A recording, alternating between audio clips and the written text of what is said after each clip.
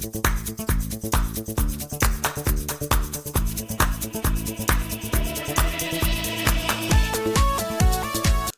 Hello friends, நான் உங்கள் SKA பேசுகிறேன். $2.4 பில்லியன் இது அமெரிக்கா ஒரே ஒரு ஆண்டில் பங்களாதேஷ் நாட்டில் குடியேறிய ரோஹிங்கியா அகதிகள் மற்றும் பங்களாதேஷ் நாட்டிற்கு கொடுத்த மனிதாபிமான உதவி. $490 மில்லியன் இது 2024 ஆண்டில் மட்டும் அமெரிக்கா பங்களாதேஷுக்கு கொடுத்த உதவி. ஆனால் இப்போது அது 90 நாட்கள் 90 டே சஸ்பென்ஷனில் சஸ்பெண்ட் ஆகியிருக்கு. $72 பில்லியன் இது 2024 ஆண்டில் அமெரிக்கா காசா, பாலஸ்தீன், பாகிஸ்தான், லெபனன் போன்ற நாடுகளுக்கு கொடுக்க திட்டமிட்டிருந்த ஃபாரின் எய்ட். ஆனா இப்ப அதுவும் அடுத்த 90 நாட்களுக்கு ஃப்ரீஸ் ஆகியிருக்கு. ரோஹிங்கியா அகதிகளுக்கு $2 பில்லியன் இது அமெரிக்கா செலவழித்தது. ஆனா இப்ப அவர்களுக்கு ஃபுட், வாட்டர் மற்றும் மெடிக்கல் சப்போர்ட் கூட கிடைக்காத ஒரு நிலை. இந்தியாவுக்கு இது ஒரு பெரிய சவால். பங்களாதேஷ் நாட்டில் பினான்சியல் இன்ஸ்டெபிலிட்டி அதிகரிக்கும் போது ரோஹிங்கியா அகதிகளோட ஓவர்ஃப்ளோ நம்ம இந்தியன் ரிசோர்ஸை பெரிய அளவில் பாதிக்கும். பட் பங்களாதேஷுக்கு இந்தியா $10 பில்லியன் மேலான லோன்ஸ் மற்றும் கிராண்ட்ஸ் கொடுத்திருக்கு. ஆனா பங்களாதேஷோட ரெஸ்பான்ஸ் என்ன தெரியுமா? சைனா மற்றும் பாகிஸ்தானோட நட்பை வளர்த்து கொள்கிறது. யுஎஸ் பிரசிடென்ட் ட்ரம்போட ஃபாரின் எய்ட் ஃப்ரீஸ்னால பங்களாதேஷ் $490 மில்லியன் எய்டை ஆல்ரெடி இழந்தாச்சு. அது அவர்களோட எக்கானமிக்கு ஒரு மேசிவ் ப்ளோ. பாகிஸ்தானுக்கு யுஎஸ் எய்ட் கட் பண்ணி ட்ரம்ப் அட்மினிஸ்ட்ரேஷன் $1.3 பில்லியன் ஸ்டாப் பண்ணியிருக்கு. இது இந்தியாவுக்கு ஒரு ஸ்ட்ராட்டஜிக் வின், ஒரு மூலோபாய வெற்றி. ஆனா அதே நேரத்தில் இந்தியாவின் மிக முக்கியமான ஒரு ஸ்ட்ராட்டஜிக் சிக்கலை, ஒரு பொருளாதார சிக்கலை ட்ரம்ப் எப்படி ஒரு வாய்ப்பாக, ஒரு பெரிய ஆப்பர்ச்சுனிட்டியாக சேஞ்ச் பண்ணியிருக்காரு அப்படின்னு நம்ம பார்க்கணும். India spends a huge $150 billion annually on oil imports. இது நம்ம கண்ட்ரியோட டோட்டல் பட்ஜெட்டில் 25% இருக்கு. India is the second largest importer of oil in the world after China. அது கூட 2025 ஆண்டில் சைனாவை முந்தி உலகத்திலேயே அதிகமான ஆயில் இம்போர்ட் பண்ணக்கூடிய நாடாக இந்தியா மாறும் அப்படின்னு சொல்லப்படுது. 85% of India's oil demand is met through imports. இது ஒரு நேஷனல் செக்யூரிட்டி ரிஸ்காக கூட மாற்றப்படலாம். But suddenly India America energy partnership வேற லெவல் போயிருக்கு. மை டியர் ஃப்ரெண்ட்ஸ், இந்தியா யூஎஸ்ல இருந்து 7.5 million tons of LNG liquefied natural gas import பண்ணி 2 நாடுகளுக்கு இடையில் இருக்கக்கூடிய பைலேட்ரல் ட்ரேடை $116 பில்லியன் இன்க்ரீஸ் பண்ணியிருக்கு. கடந்த ஒரு வாரத்தில் நடந்த விஷயம். இந்த நம்பர்ஸை கேட்டதும் உங்களுக்கு ஒரு கேள்வி தோணுச்சா? ஏன் இந்தியாவுக்கு ஆயில் இம்போர்ட்ஸ் ஒரு பெரிய பிரச்சனை? ஏன் பங்களாதேஷுக்கு இந்தியா கொடுக்கிற உதவி அவர்களுக்கு இன்னும் ஒரு பாடமாக மாறவில்லை? ஏன் இந்தியாவுக்கே ஒரு பாடமாக மாறவில்லை? எப்படி அமெரிக்காவோட ரிலேஷன்ஷிப் திடீரென இந்தியாவுக்கு ஒரு கேம் சேஞ்சராக மாறியிருக்கு? ஏன் ட்ரம்ப் இந்த டிசிஷன் எடுத்தார்? இது பங்களாதேஷ் மட்டுமல்ல, உலகம் முழுக்க எப்படி இம்பாக்ட் பண்ணும்? இந்தியாவுக்கு இதுல என்ன ரோல் இருக்கு? பங்களாதேஷ் மாதிரியான நாடுகளுக்கு கொடுக்கக்கூடிய உதவியை இந்தியா தவிர்த்து inflation, diesel and petrol price போன்ற சிக்கல்களை குறைத்திருக்கலாமா? இது எல்லாத்துக்குமே இந்த வீடியோல விடை இருக்கு. ஸ்கிப் பண்ணாம கடைசி வரைக்கும் பாருங்க. இன்று நாம பேச போகும் விஷயம் உலக அரசியலில் பெரிய பரபரப்பை ஏற்படுத்திய ஒரு breaking news. United states president Donald Trump அமெரிக்காவின் வெளிநாட்டு உதவி திட்டங்களை இம்மீடியட்லி சஸ்பெண்ட் பண்ணி, அந்த முடிவு நேரடியாக பங்களாதேஷ் நாட்டையும் அந்த நாட்டில் இருக்கக்கூடிய மக்களின் வாழ்க்கையையும் திசை மாற்றுற மாதிரி இருக்கு. இதன் பின்னணி, அதனால் ஏற்படக்கூடிய விளைவுகள், ரோஹிங்கியா அகதிகள் மற்றும் உலகளாவிய அளவில் இதன் இம்பாக்ட், பங்களாதேஷ், பாகிஸ்தான் போன்ற நாடுகளின் கையில் இருக்கக்கூடிய அழிவு இந்தியாவின் கவலைக்கான ஒரு அண்டை நாட்டு சிக்கலாக மாறியிருக்கு அப்படின்னு சொல்லுவாங்க. ஃப்ரெண்ட்ஸ், ஜனவரி 20 ட்ரம்ப் தனது பதவியேற்ற ஒரு சில மணி நேரத்திலேயே ஒரு அதிரடி எக்ஸிக்யூட்டிவ் ஆர்டர் ஒன்றை வெளியிட்டார்.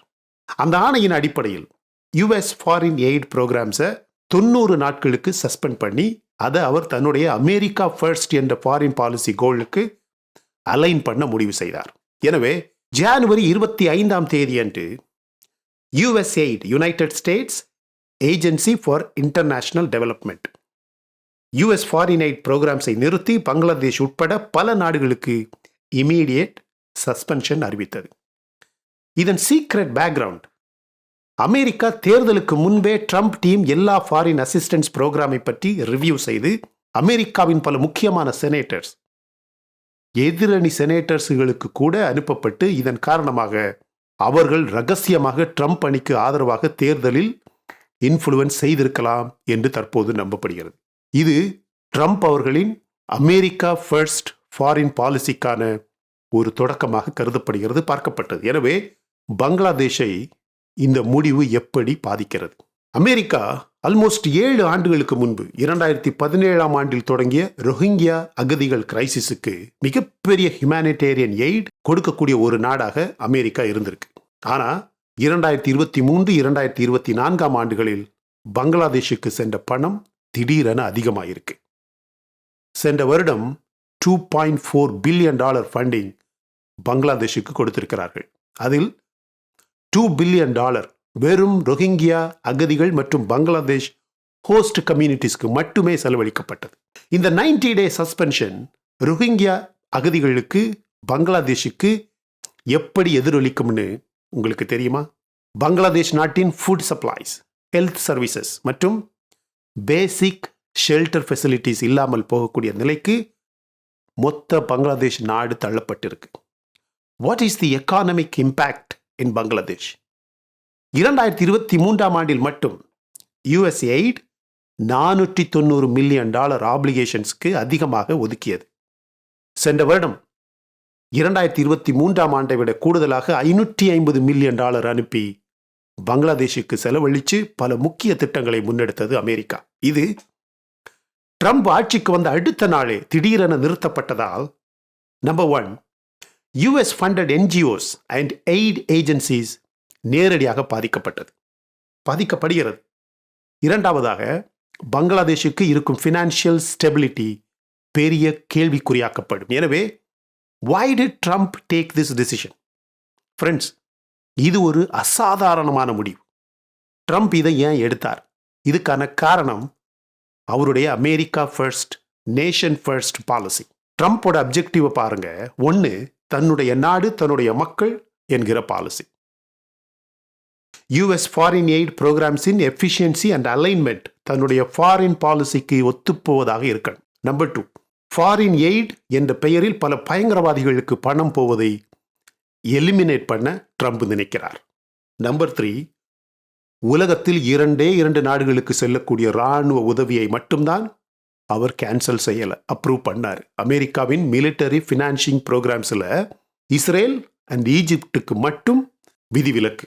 லெபனான் அண்ட் ஜோர்தானுக்கு கூட இந்த உதவி கிடையாது. ஆனால் இஸ்ரேலுக்கான மிலிட்டரி உதவியை மட்டும் இட்ஸ் ஓகே அப்படின்னு அப்ரூவ் செய்தார் ட்ரம்ப். ட்ரம்ப் அவர்களின் இந்த முடிவுகள் உலகளாவிய ஃபாரின் எய்ட் டிஸ்ட்ரிபியூஷனை முழுமையாக மாற்றப் போகிறது. இதனால குளோபல் இம்ப்ளிகேஷன்ஸ் கண்டிப்பாக இருக்கு. பங்களாதேஷ் மட்டுமல்ல, அமெரிக்க state department stop work order பிறப்பித்து விட்டது.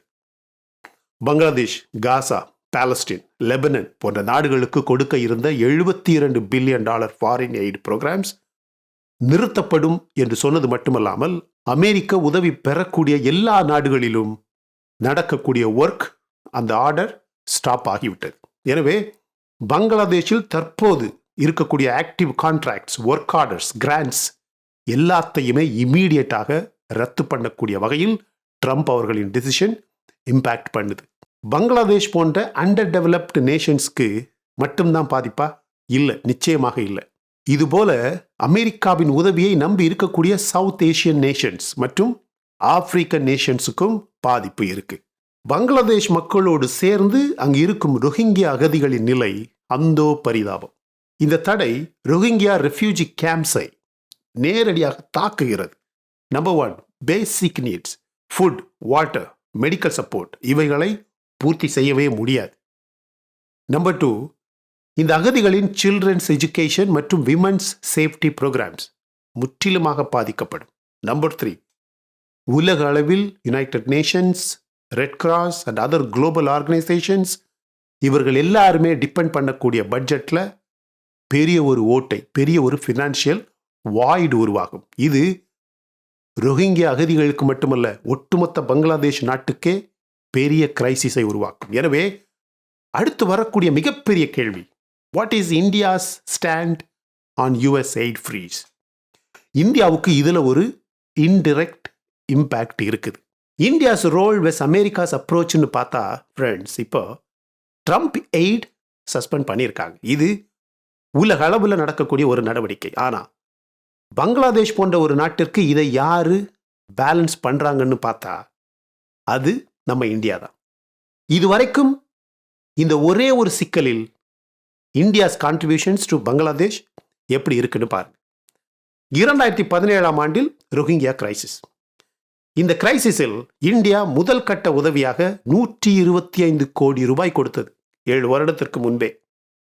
அதுக்கப்புறம் 2021 ஆண்டில் இந்தியா ஒரு லார்ஜ் ஸ்கேல் கோவிட் வேக்சின் ஷிப்மெண்ட்டை பங்களாதேஷுக்கு மொத்தமாக ஃப்ரீயாக அனுப்பி உண்மையிலேயே உலகில் வேற எந்த நாடுமே உதவாத அளவுக்கு ஒரு மிகப்பெரிய வலுவான அணியாக இந்தியா நின்றது. அந்த நேரத்தில் அமெரிக்கா கூட யாருக்குமே உதவி செய்யவில்லை. பங்களாதேஷ் நாட்டின் பொருளாதாரத்தை தூக்கி நிறுத்தும் வகையில் இன்ஃப்ராஸ்ட்ரக்சர் ப்ராஜெக்ட்ஸ் இந்தியா $10 பில்லியன் மேலான லோன்ஸ் மற்றும் கிராண்ட்ஸ் வழங்கி ரயில்வே லைன்ஸ், பவர் ப்ராஜெக்ட்ஸ் மற்றும் ஹெல்த் கேர் ஃபெசிலிட்டிஸில் பங்களாதேஷ் நாட்டின் நம்பர் 1 எய்ட் கான்ட்ரிபியூட்டராக இந்தியா மாறியது. ஆனால் இதுக்கு பதிலாக பங்களாதேஷ் என்ன பண்ணுது? இந்தியாவுக்கு துரோகம் செய்து சைனா மற்றும் பாகிஸ்தானுக்கு அடிமையாக மாறியுள்ளது. இந்தியாவோட குட் வில்லை மிஸ்யூஸ் பண்ணி பார்டர் கான்ஃப்ளிக்ட்ஸில் இன்வால்வ் ஆகுது. So what's next for Bangladesh? வேற என்ன? எக்கனாமிக் இன்ஸ்டபிலிட்டி தான். யுஎஸ்ஐடு ஃப்ரீஸ் பண்ண அடுத்த நிமிடமே பங்களாதேஷுக்கு இம்மீடியட் எக்கானமிக் உதவிகள் தேவைப்பட்டது, அவசியம். எனவே ஆல்டர்னேட்டிவ் டோனர்ஸ் கண்டிப்பாக வேணும். ஃபினான்ஷியல் சப்போர்ட்டை தேடணும். நேஷனல் லெவல் ஸ்ட்ராட்டஜிஸ் கொண்டு வந்து இன்டர்னல் ஃபண்டிங்கை ஸ்ட்ரெங்தன் பண்ணணும். ரோஹிங்கியா அகதிகளுக்கு தேவையான உதவிகளை உடனடியாக தேடணும். அமெரிக்கா கொடுத்த எய்ட் ப்ரோக்ராம்ஸை சஸ்டெயின் பண்ண பங்களாதேஷ் இம்மீடியட் ஸ்டெப்ஸ் எடுத்தாகணும். ஆனால் இந்தியா ஏற்கனவே பல ஆயிரம் கோடி ரூபாய்க்கான உதவி செய்துவிட்டது. பிரசிடென்ட் ட்ரம்ப் அவர்கள் பங்களாதேஷ் போன்ற நாட்டுக்கு இப்படி ஒரு பெரிய அடியை கொடுத்துவிட்டு இந்தியாவுக்கு என்ன செய்தார் என்ற கேள்வி உங்க எல்லாருக்குமே வரும். உடனே ஒரு சில பேர் H1B, green card, immigration problem அப்படின்னு எல்லாம் கொண்டு வருவாங்க. அதெல்லாம் ஒன்றுமே கிடையாது. இந்தியாவுக்கு அதெல்லாம் ஒன்றும் பிரச்சனையே இல்லை. உங்களுக்கே தெரியும், நேற்று அமெரிக்க பிரசிடென்ட் ட்ரம்ப் அண்ட் இந்திய பிரைம் மினிஸ்டர் மோடி 2 பேருமே ஃபோனில் பேசினாங்க. மோடி அவர்கள் அமெரிக்காவுக்கு அடுத்த மாதம் போவதாக ட்ரம்ப் அவர்களே அறிவித்தார். வேற என்னென்ன நடந்தது தெரியுமா? ஒரே ஒரு ஃபோன் கால். உலகத்தின் மிக முக்கியமான ரிசோர்ஸான ஆயில் பாலிடிக்ஸ் உடனடியாக ஆரம்பித்தது. அதுவும் இந்தியா மற்றும் யுஎஸ் பிரசிடென்ட் டொனால்ட் ட்ரம்போட தொடர்பின் காரணமாக ஆரம்பித்த ஒரு ஆயில் வார், எண்ணெய் போர். ஃபர்ஸ்ட் ஆஃப் ஆல், ட்ரம்போடைய இந்த புதிய கொள்கையில் இந்தியாவுக்கு என்ன சவால் அப்படின்னு கேட்பீங்க. ஏற்கனவே 2019 ஆண்டில் ட்ரம்ப் ஆட்சியில் இது போலவே யுஎஸ் ஃபாரின் பாலிசியை இன்னும் கடினமாக்க இந்தியா ஈரானின் ஆயில் வாங்கக்கூடாது என்று சொல்லப்பட்டது. Trump imposed sanctions on Iran, preventing many countries, including India, from buying Iranian oil. அந்த தடைக்கு முன்பு இந்தியாவுக்கு ஈரான் ஒரு மேஜர் ஆயில் சப்ளையராக இருந்தது. அந்த தடையின் காரணமாக க்ரூட் ஆயில் பிரைசஸ் வேகமாக உலக அளவில் ரைஸ் ஆனது. அமெரிக்காவின் சாங்ஷன்ஸ்னால குளோபல் க்ரூட் ஆயில் மார்க்கெட்ல சப்ளை டிமாண்ட் இம்பேலன்ஸ் வேகமாக ஏற்பட்டது. இதனால இந்த க்ரூட் ஆயிலோட பிரைஸ் என்னாச்சு அப்படின்னு பார்த்தீங்கன்னா 70, 80, 90 பெர் பேரல் அப்படின்னு போய்கிட்டே இருந்துச்சு. இது டைரக்ட்லி இந்தியன் எக்கானமியை பாதிக்கிற மாதிரி இருந்தது. அதோடு சேர்த்து ஒரு சில ட்ரேட் டரிப்ஸ் கூட திணிக்கப்படுவதாக இருந்தது. ட்ரம்ப்புடைய அமெரிக்கா ஃபர்ஸ்ட் பாலிசி இந்தியாவுக்கு டரிப்ஸ் இம்போஸ் பண்ணி பைலேட்ரல் ட்ரேடை ரெஸ்ட்ரிக்ட் பண்ணுற மாதிரி இருந்தது. அப்பத்தான் இந்தியாஸ் திடீர் மாஸ்டர் ஸ்ட்ரோக் ஒன்று வந்தது. இந்தியாவின் அப்போதைய union oil minister Hardeep Singh puri ஒரு மாஸ்டர் ஸ்ட்ரோக் மூவில் இந்தியாவுக்கு தேவையான நிம்மதியை, அதாவது இந்தியாவுக்கு தேவையான கச்சா எண்ணெய் தடையில்லாமல் சப்ளை ஆகக்கூடிய ஒரு ஸ்ட்ராட்டஜி உருவாக்கினார். ரஷ்யா, பிரேசில், கயானா போன்ற இடங்களில் ஆல்டர்னேட் ஆயில் சப்ளை அரேஞ்ச்மெண்ட்டை உருவாக்கினார். இதனால் சவுதி அரேபியா மற்றும் கத்தார் போன்ற நாடுகள் மீது இருந்த டிபெண்டன்சி குறைக்கப்பட்டது. அது மட்டுமல்ல, மேற்கத்திய நாடுகளின் பிரஷர் அதிகமாக இருந்தாலும் இந்தியா டிஸ்கவுண்டட் ரஷ்யன் ஆயிலை இம்போர்ட் பண்ண ஒரு போல்டு நகர்வை எடுத்தது. இதனால் காஸ்ட் எஃபெக்டிவ் க்ரூட் சப்ளை இந்தியாவுக்குள் மெயின்டைன் பண்ண முடிந்தது. அது மட்டுமல்ல, இன்னொரு பெரிய ஸ்ட்ராட்டஜி நம்ம நாடு பண்ணது, பல ஆண்டுக்கான கண்டினியூஸ் சப்ளை கான்ட்ராக்ட்ஸ் செய்யப்பட்டது. இருந்தாலும் சோகமான ஒரு விஷயம் என்னன்னா, இந்தியாவின் பொருளாதாரம் இந்த திட்டங்களால் பெரிய அளவில் முன்னேறவில்லை அப்படின்னு சொல்லலாம். இந்தியாவின் பெட்ரோல் விலை அந்த அளவுக்கு ஒன்றும் குறையவில்லை. ஆனால் மற்ற நாடுகளில் அதிகரித்த அளவுக்கு இந்தியாவில் கண்டிப்பாக பெட்ரோல் விலை அதிகரிக்கவில்லை என்பது உண்மை. This also reflected in dollar value as well. மற்ற நாடுகளின் கரன்சி வேல்யூ குறைந்த அளவுக்கு இந்திய பண மதிப்பு திடீரென குறையவில்லை, சீராக இருந்தது. ஆனால் ட்ரம்ப் இந்த முறை ஆட்சிக்கு வந்த உடனேயே ஒரு பெரிய சரிவை இந்தியாவின் கரன்சி பார்த்தது. ஏன்னா ட்ரம்ப் ஒரு பெரிய டாரிஃப் வார் ஆரம்பிக்கலாம் என்று கணிக்கப்பட்டது. உடனடியாகத்தான் இந்த வாரம் நடந்துள்ள மிகப்பெரிய டீல்ஸ், ட்ரம்பின் டாரிஃப் திட்டங்களை நெகேட் செய்யும் விதத்தில், சமாளிக்கக்கூடிய விதத்தில் India US energy partnership. India அதிகமான எல்என்ஜி இயற்கை எரிவாயுவை அமெரிக்காவிடமிருந்து அதிகமாக இறக்குமதி செய்யும் என்று அறிவித்து இந்தியா அமெரிக்கா பைலேட்ரல் ரிலேஷன்ஷிப்பை ஸ்ட்ரெங்தன் பண்ணுவதாக அறிவித்துள்ளது. இது 2 நாளாக, இப்போ நேற்று முந்தா நாளும் நடந்தது. அது மட்டுமல்ல, நேற்று நடந்த ஃபோன் காலில் ட்ரம்ப் சொன்னது என்ன தெரியுமா? நீங்க அமெரிக்காவிடமிருந்து அதிகமான ஆயுதங்களை வாங்குங்க, உங்களுக்கு டாரிஃப் கிடையாது. நீங்க அனுப்பக்கூடிய பொருட்களை தொடர்ந்து அனுப்பிக்கிட்டே இருக்கலாம். எனவே யாருமே எதிர்பார்க்காத அளவுக்கு மிகப்பெரிய டீல்ஸ் அடுத்த மாதம் வருது. My dear friends, what does this mean? Number 1, strategic partnership. Number 2, energy and trade deals. Number 3, global power dynamics. Trump சொல்றாரு, இந்தோ பசிபிக் ரீஜன் முழுவதுமாக இந்தியா ஒரு பெரிய பவராக மாறுது அப்படின்னு ட்ரம்பே சொல்றாரு. ஸோ சைனா, பாகிஸ்தான், பங்களாதேஷ் போன்ற நாடுகளின் ஹாஸ்டைல் ஆட்டிடியூடுக்கு மத்தியில் இந்தியாவுக்கு இது ஒரு பெரிய பாடம், ஒரு கடுமையான உண்மை. பங்களாதேஷ் இந்தியாவின் உதவிகளை மிஸ்யூஸ் பண்ணி சைனா மற்றும் பாகிஸ்தானோட நட்பை வளர்க்குது. Same is almost true for Sri Lanka. நேற்று தமிழக கடலில் தமிழக மீனவர்கள் சேர்ந்து ஒரு ஸ்ரீலங்கா நேவி ஆஃபீஸரை அடிச்சே கொண்டு இருக்காங்க. சும்மா கடலில் கைது பண்ணா என்ன பண்ணுவாங்க? அப்படித்தான் பண்ணுவாங்க. ஸோ இந்தியாஸ் ரெஸ்பான்ஸ் எப்படி இருக்கணும்? India should rethink it's eight to Bangladesh and focus on self Reliance, strategic partnerships with trustworthy Nations. நம்பக்கூடிய நாடுகளோட மட்டும் டீல் வச்சுக்கணும். பங்களாதேஷ் போன்ற நாடுகளுக்கு கொடுக்கக்கூடிய பணத்தை நேரடியாக நம் நாட்டில் செலவழித்து சாதாரண மிடில் கிளாஸ் இந்திய மக்களின் டாக்ஸ் பேர்டனை குறைக்கலாம். ட்ரம்ப் சொல்ற மாதிரியான அந்த பணத்தை பயன்படுத்தி அதிகமான அமெரிக்க ஆயுதங்களை வாங்கலாம். ஏன்னா தேசிய பாதுகாப்பு ரொம்ப முக்கியம். Trump's America first policy is a lesson for India to prioritize its own interest. நீங்களே பாருங்க ஃப்ரெண்ட்ஸ், அமெரிக்காவோட ஃபாரின் எய்டு ஃப்ரீஸ் ஒரு பெரிய பொலிட்டிக்கல் மூவ். ஆனால் இதிலிருந்து இந்தியாவுக்கு கண்டிப்பாக ஒரு லெசன் இருக்கு, மிகப்பெரிய ஒரு பாடம் இருக்குது.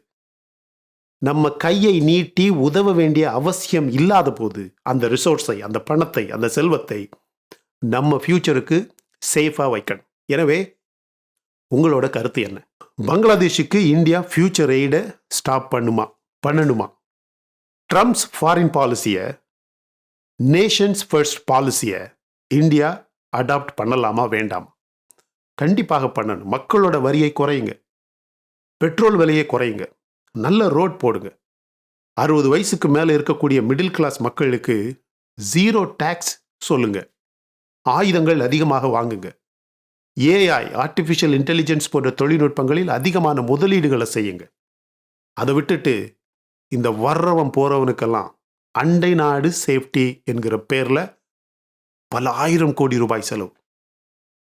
அவன் நல்லா இல்லைன்னா நம்ம நாடு அழியும், புகையாகிடும் அப்படின்னு ஒரு பேச்சு. அதெல்லாம் 19th century my dear friends. நம்ம நல்லா இருந்தா நம்ம நல்லா தான் இருப்போம். இதே இந்த பாகிஸ்தான் கூட நம்ம அண்டை நாடு தான். கடந்த 20 வருடமாக அவன் பிச்சை தான் எடுக்கிறான். அவன் அப்படியே தான் இருப்பான். இன்னும் பங்களாதேஷும் அப்படியே தான் இருப்பான். எனவே இந்த ட்ரம்ப்புடைய foreign policy, nation first policy India adopt பண்ணணும். ஒத்துக்கிறீங்களா இல்லையா my dear friends? Very strategic video, full of statistics, data, numbers, years, full of facts. சரியா? இந்த வீடியோ பிடிச்சிருந்தா லைக் பண்ணுங்கள். இன்னும் நம்ம சேனலில் நீங்கள் சப்ஸ்கிரைப் பண்ணலைன்னா மற்ற வீடியோஸ் பாருங்கள், உங்களுக்கு கண்டிப்பாக பிடிக்கும். பிடிச்சிருந்தா மட்டும் சப்ஸ்கிரைப் பண்ணால் போதும் my dear friends. Thank you so much my dear friends for watching all my videos and supporting my channel. Until I come back with my next awesome video, it's bye bye from Suresh. Stay safe, stay positive, stay active and stay fit. And always dream big in your life.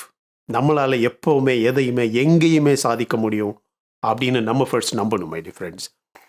And as I always say, please take care of your parents at your home.